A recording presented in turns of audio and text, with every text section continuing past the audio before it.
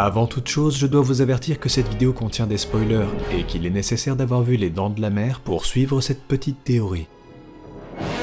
Dans la petite ville balnéaire d'Amity Island, une jeune femme se fait attaquer par un requin lors d'une baignade nocturne. Martin Brody, le chef de la police locale, veut fermer les plages pour protéger les baigneurs, mais il se heurte à l'opposition du maire de la ville qui craint que cela ne nuise à l'économie locale, fortement dépendante du tourisme estival.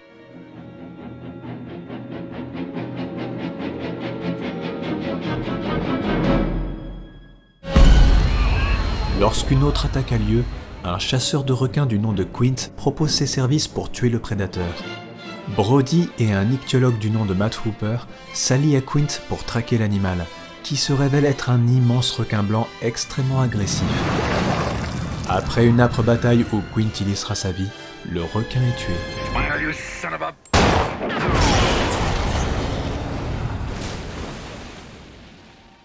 Après toutes ces années, un détail me turlupinait.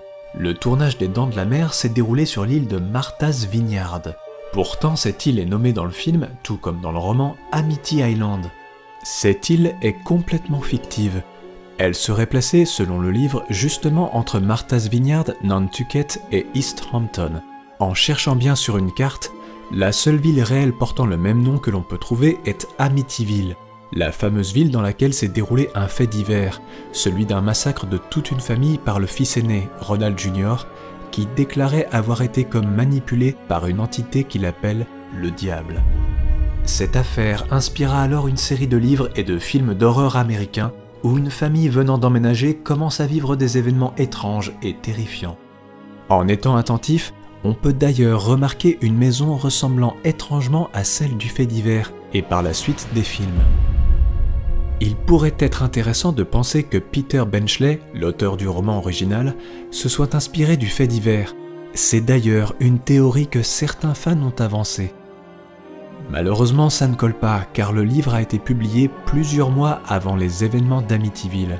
Pourtant, la piste d'une origine démoniaque et d'une malédiction sont plus que probables, car c'est bien dans le livre que Peter Benchley se réfère à plusieurs reprises à cette source du mal. Je connais une femme à Amity qui est persuadée que c'est précisément la raison de nos ennuis. Selon elle, nous subissons une sorte de châtiment divin.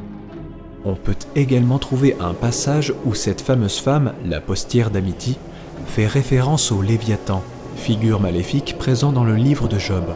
Voici d'ailleurs quelques extraits plus que parlants. « Prendras-tu Léviathan avec un hameçon et lui serras-tu la langue avec une corde ?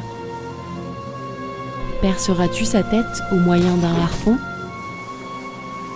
Qui a franchi la double ligne de son râtelier ? Autour de ses dents habite la terreur. » Ces dents abritant la terreur, on les retrouve évidemment dans l'affiche du film, qui propose ici une vision non pas réaliste, mais hautement imagée. En étant très attentif, les dents y sont remplacées par des lames aiguisées comme des poignards. Il faut également noter que le roman et le film soulignent le fait que le requin n'a pas un comportement normal. Et c'est dans une bande-annonce de 1975 qu'on peut entendre le réalisateur Alfred Hitchcock nous dévoiler « It is as if God created the devil and gave him jaws. » Mais alors, pourquoi un tel châtiment devrait-il frapper l'île balnéaire d'Amity Island? Eh bien, c'est dans le livre qu'on trouve encore la réponse. L'auteur assimile en effet la ville et ses habitants à des parasites. Profitant de l'argent des touristes pendant l'été, ils se prélassent le reste de l'année à l'image de ce groupe hippie. Et c'est peut-être pour cette raison que toutes les victimes du film sont des habitants d'Amity Island. Chrissy Watkins, une insulaire, Pipette le chien, Alex Kintner, Ben Gardner, le pêcheur, le moniteur de voile et enfin Quint. A l'inverse, les personnes étrangères à l'île et à Sévis sont épargnées. En effet, aucun des nombreux touristes n'est tué. Hooper qui vient du continent s'en sort également, et enfin Brody qui vient de New York survit à la fin du film, tout comme son fils que le requin prend soin d'éviter. C'est peut-être aussi pour cette raison que Les Dents de la Mer reste aujourd'hui l'un des films les plus terrifiants de l'histoire du cinéma.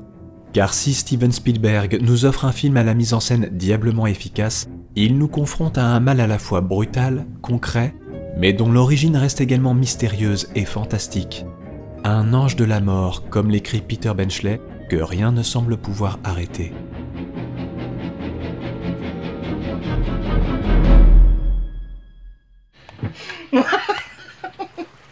Tahupa, that's the USS Indianapolis.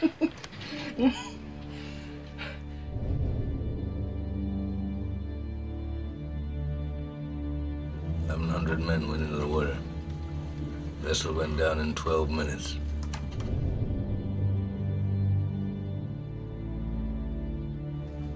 Which our bomb mission had been so secret, no distress signal had been sent.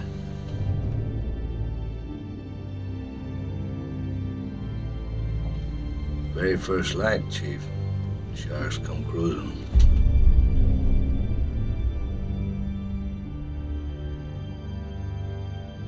So 1,100 men went in the water.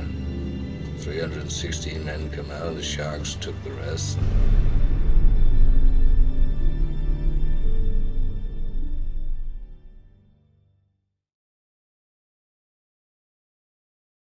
Merci d'avoir regardé cette vidéo, si elle vous a plu, n'hésitez pas à la partager autour de vous et à vous abonner à la chaîne. Vous pouvez également venir faire un tour sur la page Tipeee de la chaîne. Vous y trouverez en contrepartie les 2 tomes de la bande dessinée sur l'USS Indianapolis, ainsi que des théories inédites. De mon côté, je vous donne rendez-vous bientôt pour la prochaine théorie.